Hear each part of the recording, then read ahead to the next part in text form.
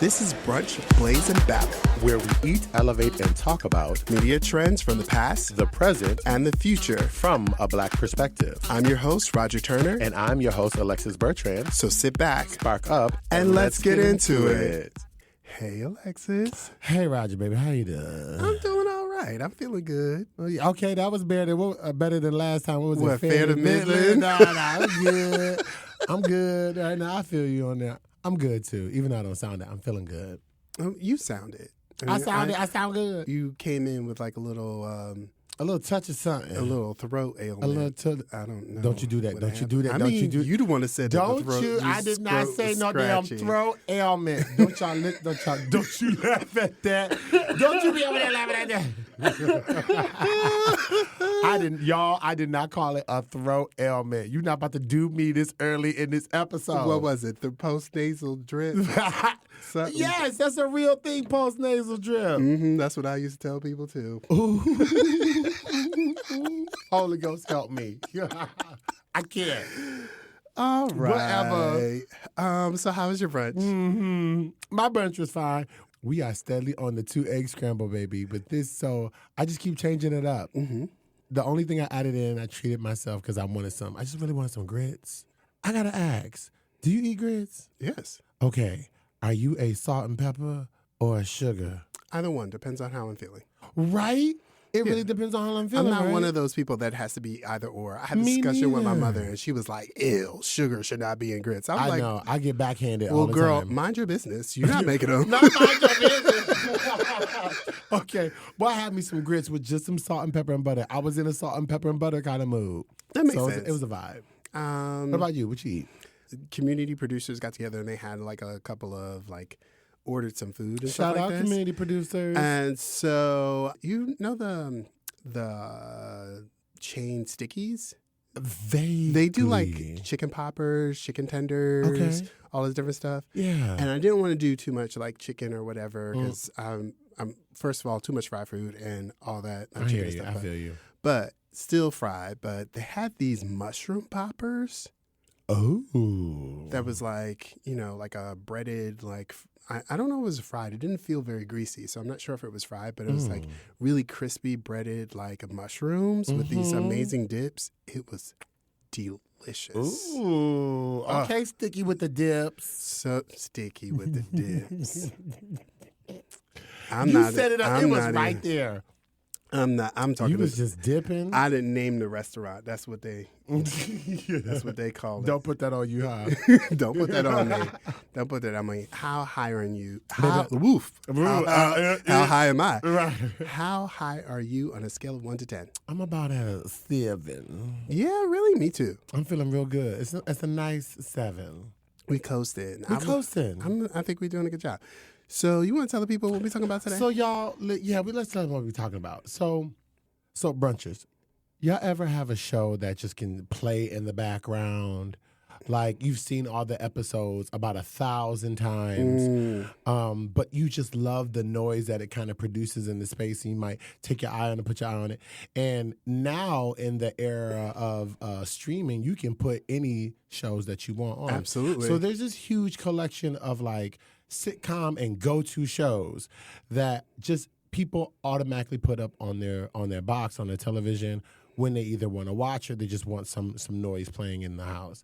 So Roger and I took a look at a bunch of those go-to shows, and we decided we wanted to bring back one of our favorite segments that we haven't talked about in a while, and that is the Problematic Fave. Okay, because even though we love these shows, it's got problems. Some of them got some problems. It is a mess. It's a hot ass mess. So to limit our scope, we've decided to concentrate on just television shows and primarily those go-to shows that we love. So this is not us saying that you can't love your content because we watch a lot of content. But, honey, we got to talk about some of this stuff up in Chong. Yeah, I think it's important for us to talk about this stuff because as new things come out, gatekeepers and television producers, they look at those things that we keep watching over and over again. Right. And sometimes it can be excused to reproduce trash. That Thank you. Because you're watching this all the time and people love to watch it, we can do this again. Well, no. No. I don't, just because I watch All in the Family don't mean I want to watch a white racist man Y'all. and his family. And if all you've over never the- seen All in the Family, Lord I Jesus. don't think we need that again. I don't think we need that again. But we know that racism and bias is pervasive as fuck. Yeah. So it finds its way even into some of our most beloved content. So this is what we're talking about today, y'all. So listen, if you might be offended by some of the things we bring up, you just gonna have to get over it. Oh, y'all definitely gonna be mad. And let me tell you, listen. let me let you know how much I care. Let them know. Let the people know. Okay. So let me tell you, the most of these people, because remember that article I sent you was like some of these things that outlined?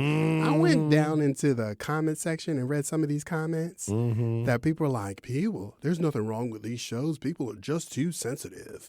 So let me just be clear. You about to kiss that my this, entire ass. let me just be clear, just in case you listen to the wrong show. Come be clear. That the people that think the things that we used to watch on television are okay today, or that they were just a joke, are those same people that use the N-word when black people aren't around. These are the same people that vote Democrat all down the ladder and still vote for Trump. So help me, Holy Ghost. Help me. These are the people that don't have a problem with biphobia, transphobia, racism, and all of this stuff. And their jokes. It's all over. It's all for them because none of this actually affects them. Well. So if you're one of those people, you've come to the wrong podcast. You're about to get your feelings hurt. You're about to get your feelings hurt. And for the rest of us, let's have a good time. So shall we? Yeah, let's go. I think we shall. What you got? Okay, so my first one, we diving right in here, y'all. I'm going straight for The Office. Oh, I'm coming for y'all's jugular. Now listen. Goddamn it. Now, I know a lot of people love The Office, honey. Now, let's be clear. I love The Office. I have enjoyed Michael Scott and all his foolishness and buffoonery, but there's just a few goddamn problems that I have with this show. Number one, you consistently wrote Stanley Hudson as this overweight, out of shape, could care less, philandering, I'm here to just get my check, don't want to work, F all of y'all black dude. Like, y'all kept this man right here. And out of all of these characters, he had the least growth, in my opinion. Yeah. The least, character arc where he folded in. Hell, even Phyllis got married. That's one thing. I have a problem with it. The biggest problem I have with this show, it laid on its fat jokes, its gay jokes, the fat phobia, the transphobia, the queer, the sexual homophobia. assault jokes, way too much. And I personally do not like office romance dramas. You're like, I don't want to see this. This is inappropriate. Not Reverend Mother calling it inappropriate. This relationship, this is not how corporate America works. Not that you call this corporate America, they selling paper, but you're right. There was a corporation, was there not? Yeah, you're right. I take it back. My biggest issue is that when you go online and they talk about the top 10 best episodes. Ooh, I know what you're about to say. Go ahead. They always name this one particular episode. And it is trash. It is funky, fresh, hot garbage. Uh-huh. And it's the episode called Michael Scott's Tots. Yeah, it's disgusting. Y'all, the synopsis is, because we know that Michael is a blundering fool. He is such a fool that apparently 10 years ago he had visited a third grade classroom at a public school in the city of Scranton. You should already know the demographic I'm talking about. And somehow, by meeting these third graders, he has then promised them in 10 years, once they do well in school, he will pay for them to go to college, all of them. So fast forward all of those years, and the day has come, Michael ain't got no damn money. Michael got nothing. And the whole episode, the main story is that he has to now go to this school full of black children who are so excited to graduate, and because they know they're going to college, they get to meet the man who is paying for them. And he has to somehow figure out how to tell them that he can't pay for them. Because oh Lord, ain't this always the way? It is the most, as an educator, it is the most distasteful. I hate this episode. I hate it so much. There's nothing about it funny. It's just not funny. Mm-hmm. It is distasteful. It is disgusting. And you see him have to tell these children that he can't pay for their college, and them just being disheartened. And as someone who worked really hard to get through college, I hate it. It's a shitty episode. I can't stand it. I don't think they ever should have did it. It should have never went to production. I love The Office, but it's a hot ass mess. Yeah, I mean, there's so much that happened in The Office that just would not fly today. No, you can't get away with that stuff. Especially early the stuff you're gonna talk early episodes. I mean, I don't know what's going to happen in the next 4 years, but well, maybe we could get away with it. Maybe we could get away with it the next 4 years. We might be able to. There might be some trash coming. Y'all watch out. That's why we here. See another trash episode? Diversity Day. Ooh, go just that. That's all I'm gonna say. That was terrible. That's all I'm gonna say. I'm off of it. It's not my favorite, but I know lots of other people loved it. Uh-oh. And I'm just not built for this show. Oh God, what is it? I think you might like this, so you may not be happy with me on this. Sex in the City. Oh, please go in. Please have your way with this show. It's so many people's fave, but I literally fucking cannot. Yes. Cannot with this show. Because the issues with the biphobia, the queer jokes, and in the early season. I mean, the new show apparently. What's the new spinoff show called? Just Like That. Just like that. Or Just Like That. Something is like that. Trying to correct some of the issues. Yes, that's true. But I've tried so many times to like get into Sex in the City, but I have almost zero tolerance of depictions of affluent white women with no agency to people of color. None. Living their best life. I can't do it. In the city that is the truest melting pot of it all. I can't do it because in reality, those women, just by existing, are absolutely doing harm to people of color. Period. That existence Period. Of just white women living their best life with no self-awareness or walking around just being dangerous to all people. If those women get at any point scared, every person of color in the area are in danger. Yep. Or if they're dissatisfied, the labor for the people of color around them increases. If they decide to not want to do their job fully or not be fully qualified for a thing, they can get away with that and keep getting paid while people of color around them are struggling. And I want to be clear, like, it is not that you can't tell the stories of like white women living their best life in the city, but there's such a lack of connection. Like, it's almost impossible. You almost have to be intentional to paint this picture where it's just solely white people and affluent white people that they all tend to deal with and connect with. Like, I can almost see as the season went on, like them cutting around the BIPOC folk. Yeah, it's so intentional. It's living in this fantasy world of white people being able to live their best life and will never have to deal with the consequences. Which do you remember what year was that? Because I feel like in the early 2000s, we had a whole bunch of little white girls. I'm moving to the city, honey, because I'm in my best Carrie Bradshaw. I know people love the Gilded Age. It's literally, I made it. I couldn't get, for this very reason, I could not get into Gilded Age. I promise you, I made it 30 seconds into the show. Damn, and he was like, I gotta go. Maybe a couple of, I stretched it like 4 or 5 minutes. So like the opening scene of the first episode, there's this just carriage, they're moving through old New York, and the print on the screen says Central Park, 1889. I said, okay, so we just gonna skip over how y'all burned up all them black people in Seneca Village up until 1857. And we're finished. And this told me everything I need to know. I was like, oh, so we just not going to, y'all just going to jump right over that. Straight over and then the next scene is Hallelujah. We dealing with this white woman, her father's died and she has nothing. Why do I care? Because y'all not talking about these black people that y'all just ran. That, but you're right. Y'all just ran these black people out here and I'm supposed to care about this white woman? Bye. It's not going to work Ain't for gonna me. make it. So I didn't make it through there. But yeah, Sex in the City, I can't do the lack of self-awareness, reckless white women and making poor decisions. Their perception, I'm not saying that men, and this is not a women bashing show, but just some of some of their ideas and ideals that they wrestle with around like men, it's just outdated now. Like it just doesn't. Oh yeah, like especially with the biphobia. Like she didn't want to date this bisexual man because she was afraid of not being able to like fully satisfy him. And I was like, this is such trash. Such trash. Now listen, I'm a pair it with the other one.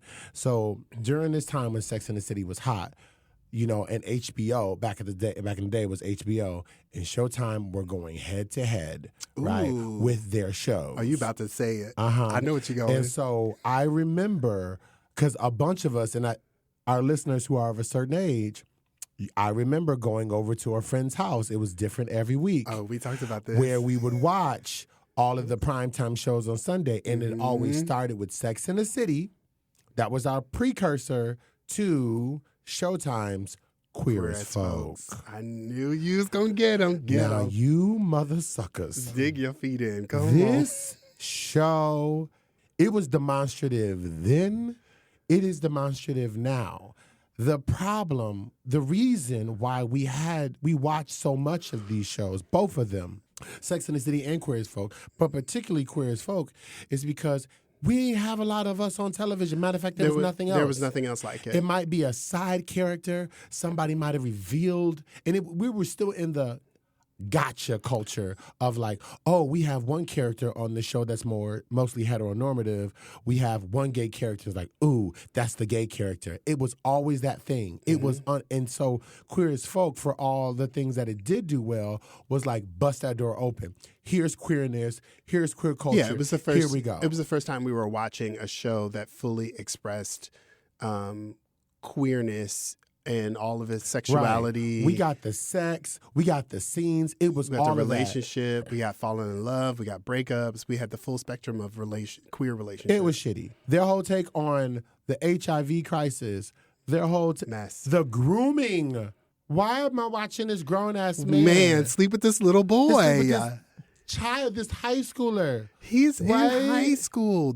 First of all, there was a time of television where it's like okay to be sleeping with high school kids. What the fuck is, I can't because I got another one on my list that does the same thing. I just cannot believe this. And I remember watching it then like, y'all, I know that we want to watch some gay content, but I be in the back like, you know he's a child, right? Oh, this is so hot. This is not hot. I know that these characters are 18 and above. I know. But even that little high school boy, he was a little demon.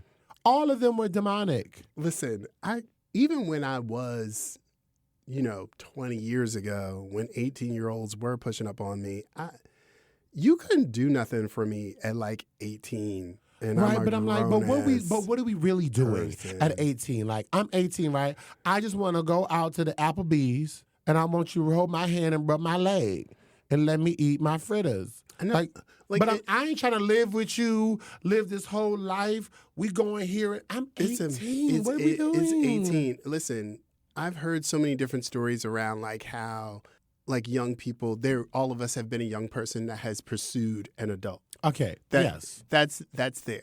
Yeah. I definitely get that. However, when it comes to someone in that dynamic making a decision that this is not a healthy relationship, this may or may not become an encounter. Maybe it should not become an encounter. Right. But the person that should be responsible for saying, hey, this should not be a relationship is the adult in that situation. Period. Anything after that is grooming. Period. The fictional world of Queer as Folk was taking place in Pittsburgh. Yeah. And they were filming in Toronto. But either way, the carving out of BIPOC people. Yeah. No. So here's our first big mainstream prime time queer show, and ain't nobody queer and black. Nobody black. It's crazy to me. Nobody black. In Pittsburgh? Are you fucking kidding me? Girl. Nobody black. The Barely intentionality of it. Barely any women. Barely any women. Barely any queer women.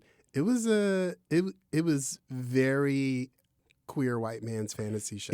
Yep, and that's what it was. And to this day, after it finished, this is one of the shows. I know they tried to recorrect it when they did the relaunch or the reboot of it.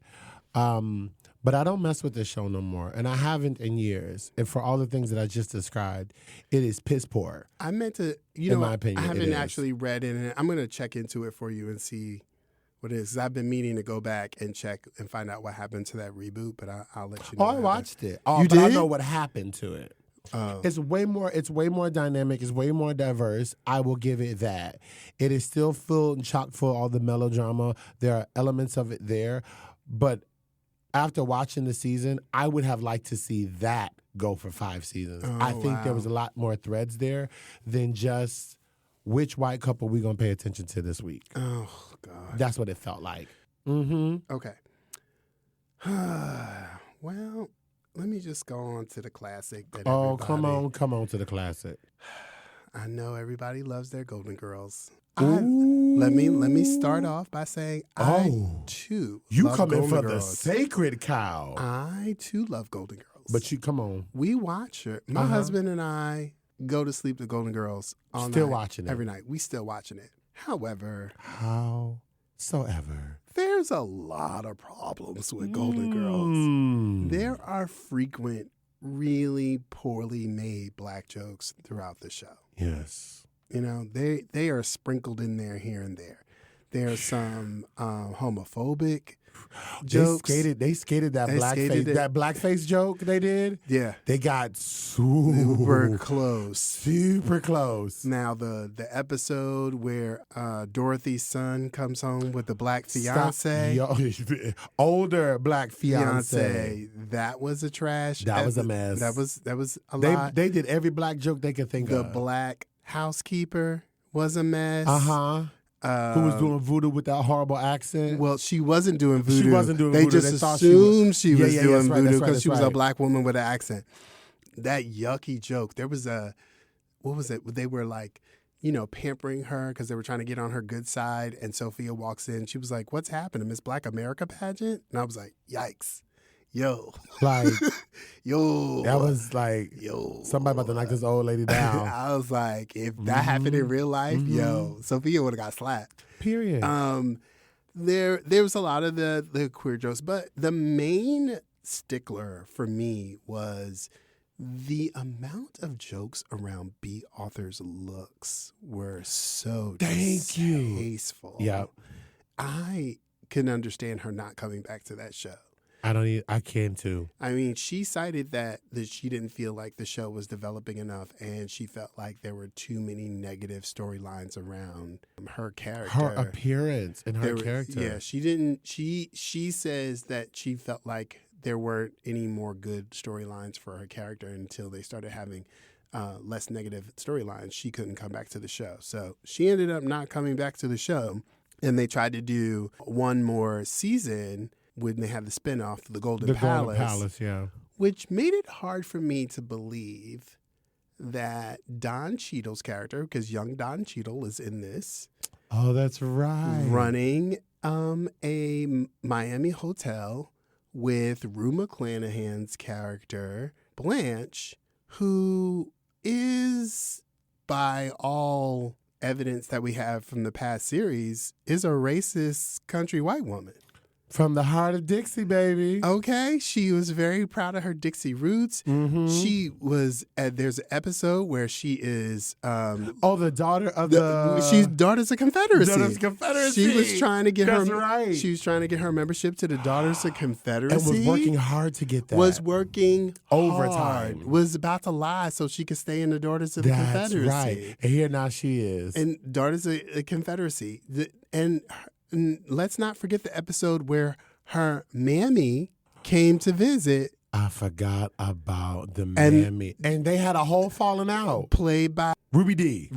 Played by Ruby D. Was her mammy. Ruby D, and y'all. She called Ruby D mammy on television. Yes, she did. And it makes my skin crawl. On primetime television. Every time I watch that episode. Every time I hear that episode. Cosby. It makes my skin crawl. Yep. That she was out here calling her a mammy. So it was... Let's not forget about the time they got Mario Lopez deported. And cute old Mario Lopez too. Fully their fault.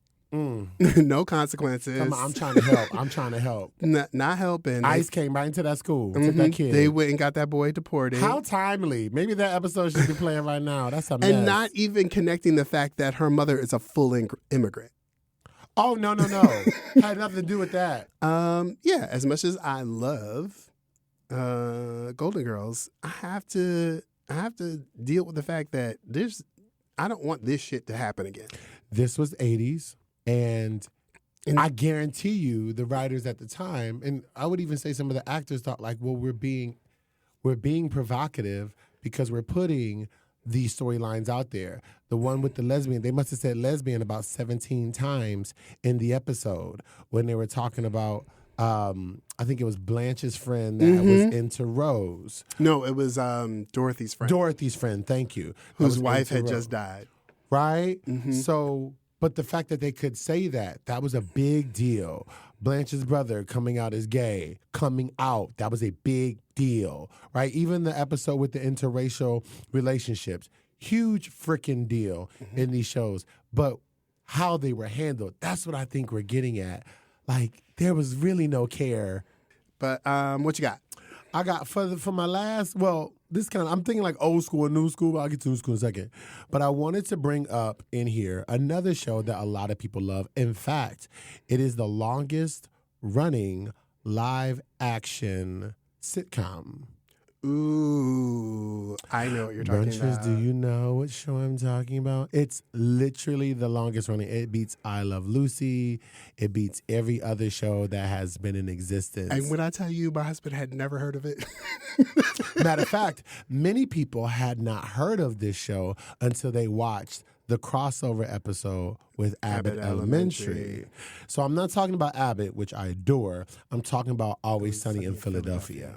The premise is very simple. It's these four, I guess you can call them friends that are very amoral. Like they are a damn mess. And they run this bar called Patty's Pub, and they get into all of these antics. They brought in Danny DeVito. He's like the older castmate, and he is just as amoral as they are. Now, the show is so messed up that these people are so messed up that they do wrong things to harm other people. All the time. And they do it so bad that they often end up harming themselves. So it's like the get back is always in the episode. So even if they're being homophobic, or even if there's some racial undertones, or even if the jokes are just bad, they end up turning the knives on themselves.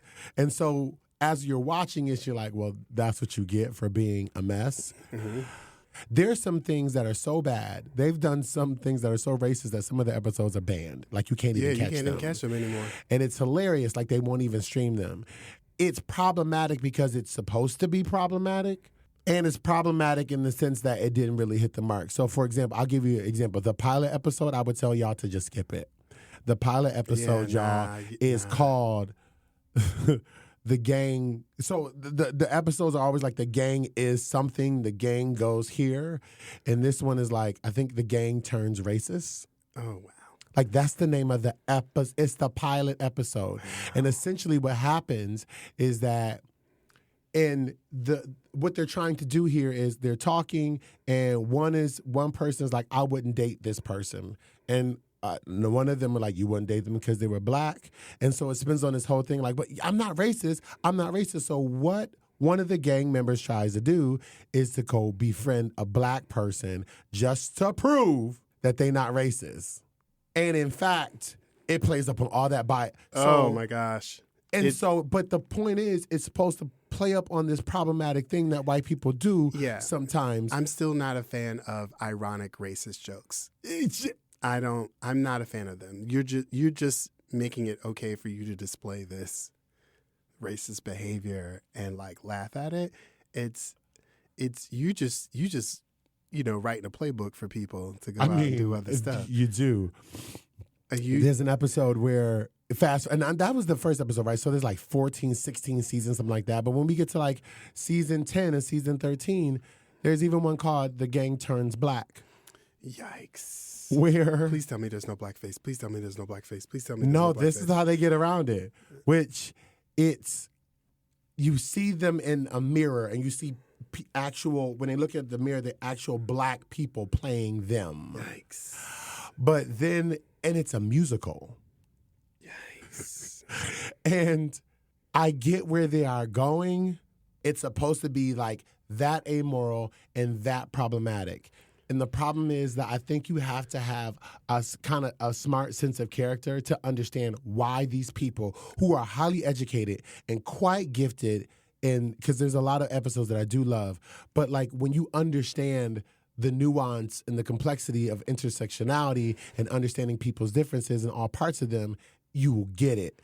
But if you are uneducated... Right. I think you just think this behavior is funny and part. And acceptable. That part there. And that you can go now in front of your black friends, be like, I was just kidding. It was just fun. You see, it was always sunny. I can say the same thing. No, you fucking can't. You can't. I don't want you to.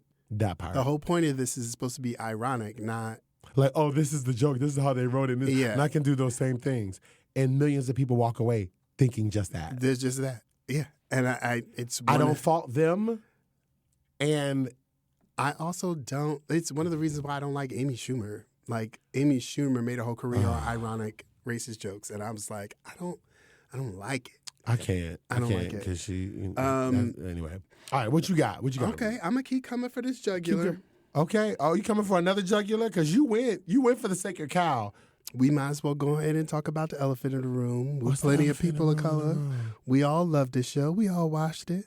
It was all our favorite. We all really enjoyed it. Oh, no. And it was still problematic even before we knew about what this nasty man was doing. Oh, God. That good old Cosby Show. You know exactly what I'm talking about.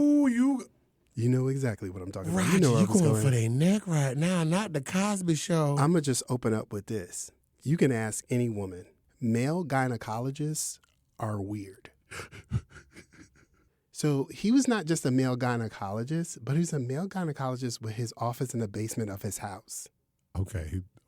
I didn't think about that piece. Yeah, we don't think about that. I didn't think about we that were piece. so groomed about that, but it's my God, weird. Oh my God. That this man is a male gynecologist with his office in his basement. Ew. And she's just up there, the pregnant lady. And then you just bring in these women and you. Okay. No, okay. I mean, it's gross. It's gross even more knowing who Bill Cosby actually was. But then now we got to think about, I'm not even going to talk about like the whole backstage stuff. If you guys get a chance to watch the documentary, we need to talk about Cosby with W. Kamau Bell. It makes me question about a lot of people that were in that cast that watched that parade of women go in and out of Bill Cosby's office on that set, and no one asked questions. Full stop. No one asked questions. That's oof. There was a lot of like respectability politics around, like especially the girls. It was really important for all the girls, even when they became adults, to be like portrayed as virgins. Yes. Like their sexual expression. There was no sexual expression. It was a little bit like it got here and there, but it was always treated as if it was adolescent, as if it was like a new thing. That first date, like we're just kind of holding hands, like we there was a smooch there. There's all of this, weird stuff around like how, because there's like an episode where like Vanessa is dancing in this dance group with her girlfriends, and they have on like, they're fully covered. The dresses are form-fitting, but they didn't have their skin out or anything. And the movements that they were doing really weren't that suggestive, but they ran into this tirade of how inappropriate and how they were being too grown and too sexualized in their dance. And I was like, they're just dancing. That's all that was. That's all that was. It was just like dancing. Now, it does too much of what we do to young church girls, young women, making women responsible for the desire of men. Right. Okay. Yes. Yeah. So you shouldn't be dancing like that because will make the man respond. This will bring attention to you from the wrong man in a wrong way, and that would be your fault. And that has nothing to do, like, There's full ass nuns that have been raped. Like this Like, is stop playing. That has nothing to do with any of that. With any of that, men need to be responsible for their own poor behavior, and that's all baked into the whole Bill Cosby like idea around women that deserve to be treated with sexual assault and violence and be drugged, and the women that were held to esteem. That's why there were so many women. I actually worked with a woman that knew Bill Cosby when the allegations were coming out, and black woman that I respected, and she was just like, yeah, I know Bill, and I can't believe he did that. He never treated me that way, but that doesn't mean he didn't treat another woman that way. And so it's that whole idea of grooming that certain women deserve certain attention, or if you behave a certain way, you deserve a certain amount of attention. Yeah, like, and I have to give it credit because even with like him and Claire, right, with Cliff and Claire, like they played around their sexuality. It was always still very ginger. It was always still very lighthearted. Right. It was always still very fun. And I mean, I got to give it to Felicia Rashad. She always danced around that perfectly, which, to your point, but because this is the other thing that I remember talking to a good friend of mine, actually a group of just black female educators that I just adore. And their whole problem with Claire was that, yes, she was strong, she was forceful. It almost like she had a presence there, but it was always at the cost of her anger. It was always at the cost of her being upset. It was like, like in Designing Women, when Julia Sugarbaker was going to go off because, her shoulders went back. And Claire always had that moment, the eyebrow raise, the shoulders go back. What did you say? And she going to let you have it. She would let the kids have it, Cliff have it, a client of hers have it. But that's when you got to see her really be strong. You didn't really get to see that strength of character, her as a mom or as a woman in any other capacity other than when she was pissed. Right. And I'm like, and then of course, Cliff is playing it up like, oh my God, I don't want to see that. Like, let me hide my face. He played up the angry black woman. And so, but it was so soft and it was so subtle and yet funny. It didn't come across as angry black woman, but it was dead on because angry black woman. Black women have a right to be angry, period. So I've never shied away from that dynamic. However, she brought dignity to and humanity to the moments of her being angry. And that's why people said it was okay. Yeah. And that's what... And that's a problem. And because her performance was amazing, the writing was poor. There it is. That's there where it is right there. Yeah. Oh, and I can't get away from the Cosby Show without discussing a really gross moment in the show. Oh, God. Okay, what you going to hit us with? The barbecue sauce episode?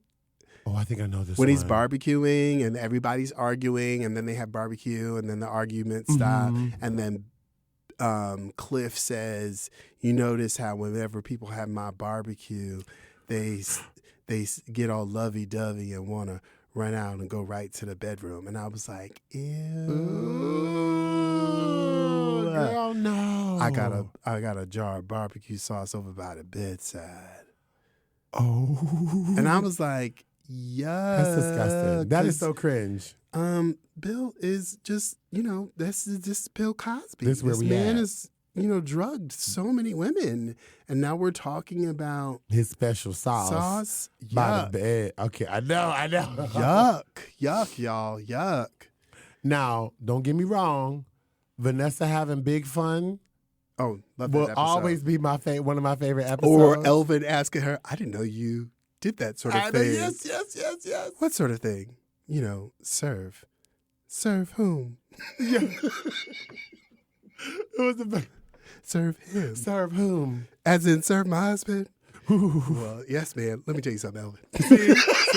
See? She delivered those moments. Let me tell you something, Elvin. Like, yes. That is one of my favorites. But I yes. love that, but damn. And all the lip syncs. Loved all those. Loved the family moments. All those things. Yet there's problems. Yeah. And we can't love a thing without critiquing it. So essentially, the Love and Hip Hop franchise. I'm a fast forward. The whole fucking thing. Get them. Here's the problem. Now that watching it, and I got some good brunchers and some good friends. We watch this every week, and I love I love watching people who are Love and Hip Hop essentially is a reality TV show. People who have been connected to the culture through music, through arts, whatever, just living their lives. And this particular ones that I'm thinking about, they have 2 shows right now, one in Miami, one in Atlanta. The problem with both of these shows is everybody is ghetto as shit. Oh, no. And it all is a mess. This person slept with this person. We got extra babies over here. This person gonna do this person's. I'm gonna sleep with your sister and you. Is Love and Hip Hop how we got Cardi? Is that where she came from? Yes. Love and Hip Hop New York. Mm-hmm. Now back then, I loved it because you really got to see them like, for her, it was like, I'm leaving the stripper life and I'm coming into music. You got to see them in the studio, chopping up with producers, making a track, going to perform the track, maybe doing a music video. This is what I love the show for. But most of it is just shit now. Yeah, because as shows get more successful, we are trying to, amp up what we consider is the marketable part of the show, which but is it's love and hip hop. Bring it back to the music and bring it back to the love. And so that's the thing that is really missing. These relationships are fractured. They're fighting each other. There is some types of incestuous shit going. I'm not even playing with you. Yikes. It is a mess. We don't know. You got all these babies, and then maybe you got another baby on. It's just too messy. And I think they need to clean it up. Sweep that shit up. So what you got?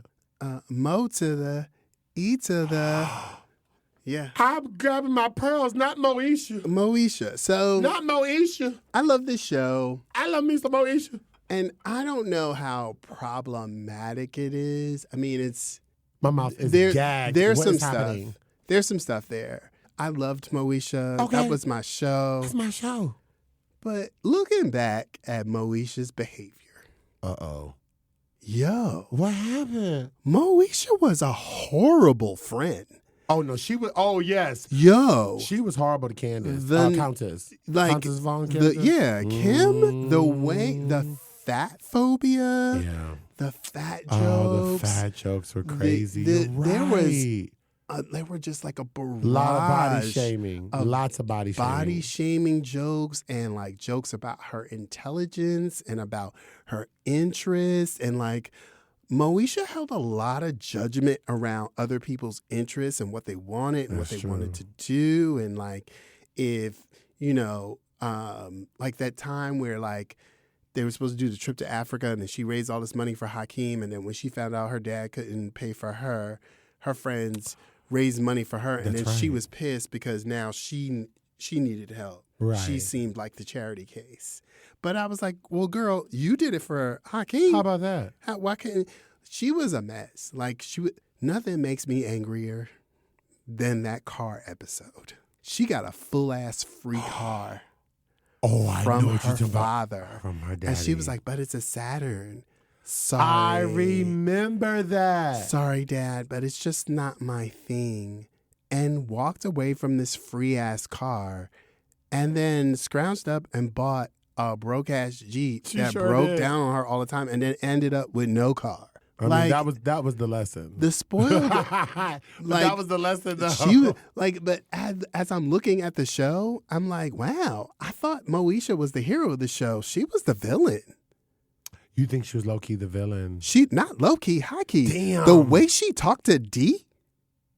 True. The way she talked to D on a regular basis? That's true. The way she treated Kim?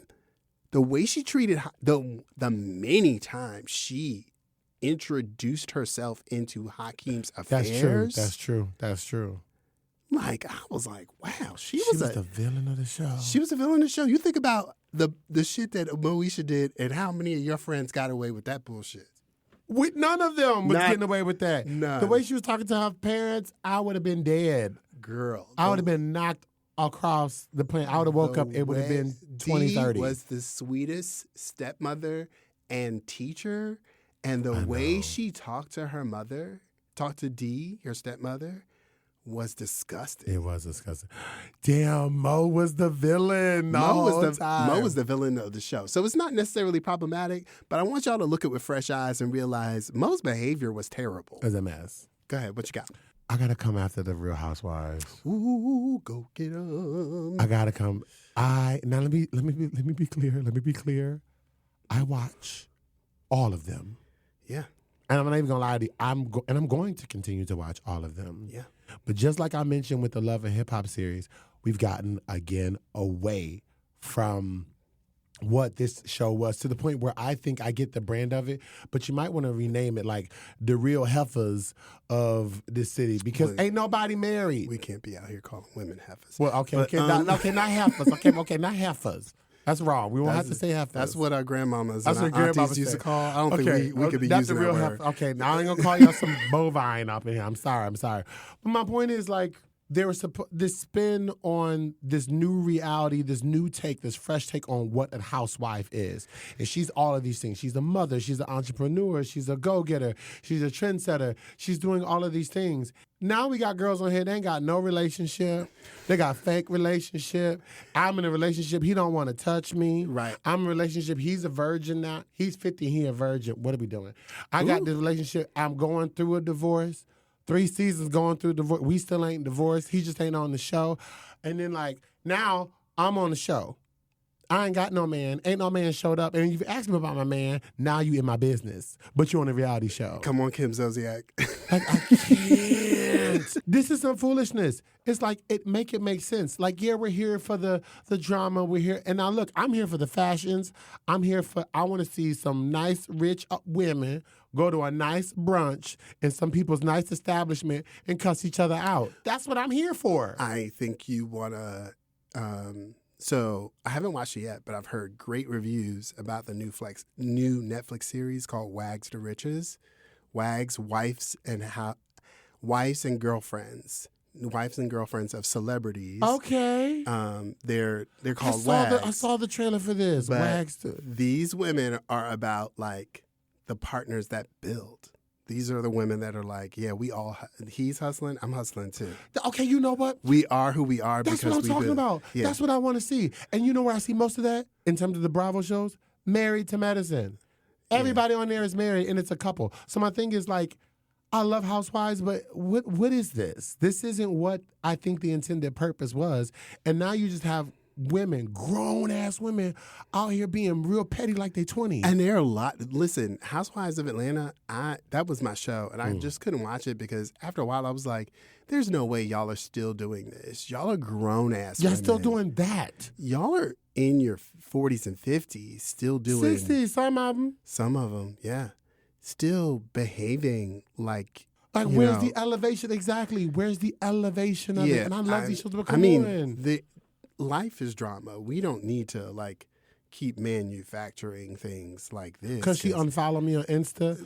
Girl, you are 55 years old. Girl, why do you fucking care? Why do you care? How about an Instagram follow? Ma'am, I can't. So I'm done. I love him, but y'all problematic. You done hurt me 3 times. Yeah, I'm about to hurt you again. Oh my God. Different world, y'all. You cannot be... Well, wait a minute. I just paused myself. Actually, yeah. I love Different World. Go here. Yep. I love Different World. Absolutely. Different World is... Now, that's our show. I love the Different World more than I love Cosby Show. Absolutely. Because Cosby was, my family was watching Cosby. Yes. Different World, I was watching Different World. So many people went to I felt like I could live that life. Yes. I felt like I could go after that life. Like, college was a possibility because of this show. Yes, absolutely. As a man of color, it was like, oh, it's like this is for us, and we have a good time there. We can be ourselves. This is absolutely where I'm going when I graduate from high school. I'm going to college. Once the second season came in, I think the show got pretty progressive and did handle a lot of weighty issues. It did pretty well. My number one issue with Different World, and I believe this had, again, a lot to do with Bill Cosby's influence, that with the exception of Jaleesa, who was, at the start of the show, a 26-year-old divorcee, and Kim, who, upon her first encounter, has a pregnancy scare, right? All the rest of the main character women in the cast, were considered virgins. You don't get into women having full sexual lives until maybe like the 4th or the 5th season. Not until Jada Pinkett and the rest of that second class come into the show do all the women in the show actually start having full sex lives. You start to see a lot more of the flirty, the kiss scenes that were happening. Oh my God. We find out that Whitley loses her virginity to Dwayne. And then she starts dating Byron and then goes back to Dwayne. So we're supposed to believe she's only been with 2 men in her whole life. This grown woman. Got you. And like, same thing with Freddie. Yeah, same thing with Freddie. Freddie, she was supposed to be like the uber virgin. We didn't think she had anything until she got with Ron. No, Shazar. Oh, yes. Shazar. And oh, my God, that's right. We had already like punished Kim for having sex by giving her pregnancy scare right away. And Jaleesa has the past because she's already been a married woman and is being pursued by another grad student. Yeah. And so there's this ongoing, they made sure they made her sex life monogamous while the rest of the men were able, everywhere. Like, you saw Ron entering scenes constantly with a overly sexualized background woman. Yeah. The only women that had sex lives were the women that were an accessory or a message around the sex life of the men in the show. But the men could do no wrong. They could do whatever they want. Right. Always having their arms around. Yeah, it was very hypersexualized for the men. But the women had to be, in order to be main character, were perfect. They had to be virginal. Ugh.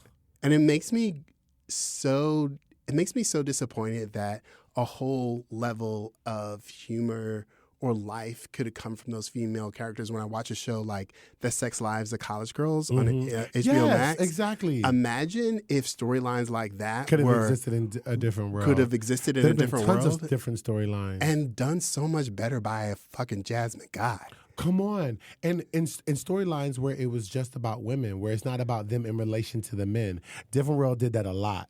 They did a lot of scene talking where the girls talked about the men a lot. And low-key, I don't care what y'all say, Jasmine Guy fucking carried that show. I don't know who would say anything different. She did. People always are like, oh, her and Dwayne, the whole ensemble. If there was no Whitley Gilbert, we would not watch this show. Stop playing in our face. The show. In fact, you learned that Jasmine Guy really created like the accent and the whole persona of Whitley in order to stay cast, because the producers at the time didn't want to cast 2 light-skinned black women because they didn't think they were going to tell the difference between her and Lisa Bonet. So she was like, y'all would know who I am if I talk like this. If she talks like this, they would know which one of us was who. And that's how... Because that rent was due. Right. That's how we got Whitley, because that rent was due, baby.